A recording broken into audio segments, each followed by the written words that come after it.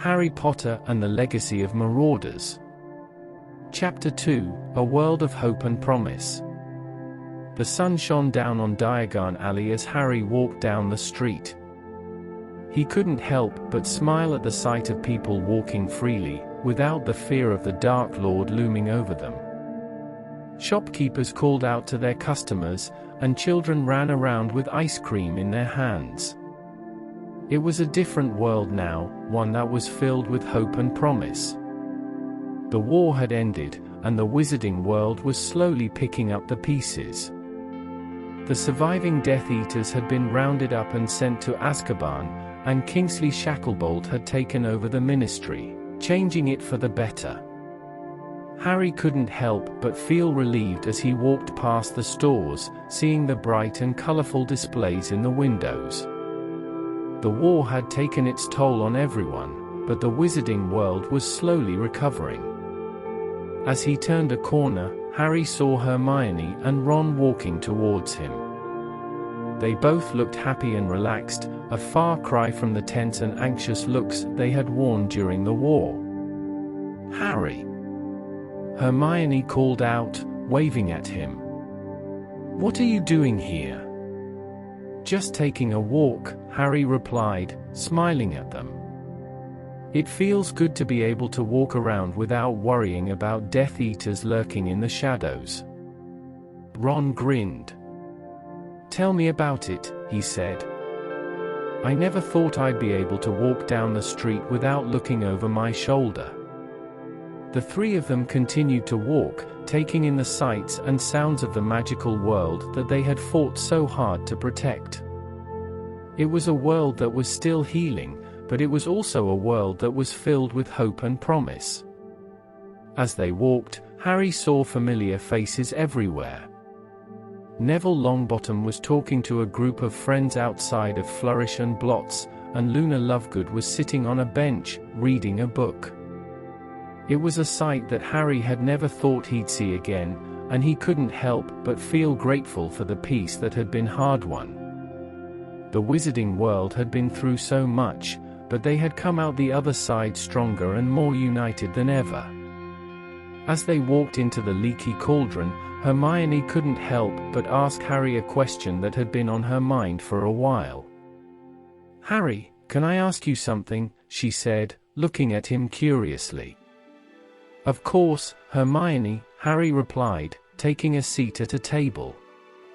Ron joined him, while Hermione sat opposite him. "What happened to your scar?" Hermione asked, pointing to his forehead. "It used to hurt you so much, but now it's completely gone." Harry hesitated for a moment before answering. "It's gone," he said simply. "After the defeat of Voldemort, it just stopped hurting. I don't know why, but I'm just glad it's gone." Hermione nodded, looking thoughtful. "And what about your Parseltongue ability?" she asked. "Did that go away too?" Harry nodded. "Yeah, it did," he said. "I can't speak to snakes anymore." Ron looked relieved. "That's good," he said. "I never liked it when you did that." They all laughed, and Harry couldn't help but feel grateful for his friends. They had been through so much together, and now they were finally able to relax and enjoy the peace that they had fought so hard for. As they finished their drinks and said their goodbyes, Harry couldn't help but feel optimistic for the future. The wizarding world may have been through dark times, but it had also emerged stronger and more united than ever. And Harry knew that he and his friends would continue to fight for what was right, no matter what challenges lay ahead. Harry sat in the headmistress's office, admiring the view of the castle through the window. "It's amazing how quickly the school has been rebuilt," he said, turning to Professor McGonagall. "I thought it would take years." "Thanks to the hard work of the staff, it only took a few months," Professor McGonagall replied. "We were all determined to get the school back to its former glory as soon as possible." And Hagrid played a big role in that, too. Harry nodded in agreement. Hagrid has always been a big part of this school. I'm glad to hear that he was able to help out. He was a great help indeed, said Professor McGonagall. But it was really the dedication and hard work of every member of staff that made it possible. I'm very proud of them all. Harry smiled. He knew firsthand how dedicated the staff at Hogwarts was. He also knew that the school wouldn't be the same without them. As they talked, Harry couldn't help but feel a sense of comfort and belonging. Hogwarts had always been his home, and he knew that it always would be. He looked out the window once more, taking in the view of the castle in all its glory, and felt a sense of hope for the future. After his meeting with Professor McGonagall, Harry decided to take a walk around the school grounds. As he made his way towards Hagrid's hut, he felt a sense of excitement mixed with nostalgia. It had been a while since he had seen his old friend. As he approached Hagrid's hut, he heard the familiar sound of Fang barking. Harry couldn't help but smile as he knocked on the door. "Who's there?" Hagrid's booming voice called from inside. "It's Harry, Hagrid. Can I come in?" There was a moment of silence before the door creaked open, revealing Hagrid's massive form. "Harry! Come in, come in. It's great to see YA." Harry entered the cozy hut, taking a seat at the small wooden table. He and Hagrid caught up on old times, sharing stories about their lives since the end of the war. "So, Harry," Hagrid said, pouring them both cups of tea. "What are YA doing these days?" "I'm an aura, actually," Harry replied. "I help track down dark wizards and bring them to justice." Hagrid nodded, looking proud.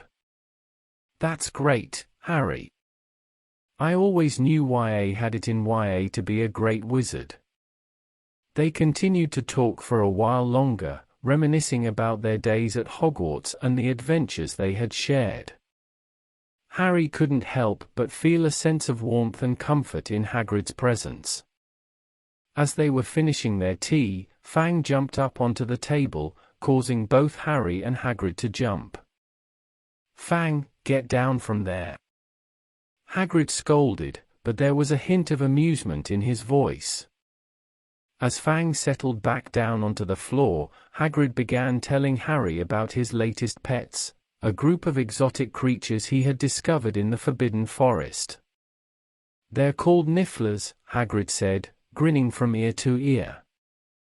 "And let me tell you, they're the most talented little creatures I've ever seen. They can sniff out anything shiny, even galleons hidden away in the dirt." Harry looked at the small, furry creatures curiously. They had long, pointy snouts and short, stubby legs. They were cute in a strange sort of way, but Harry couldn't imagine them being very useful.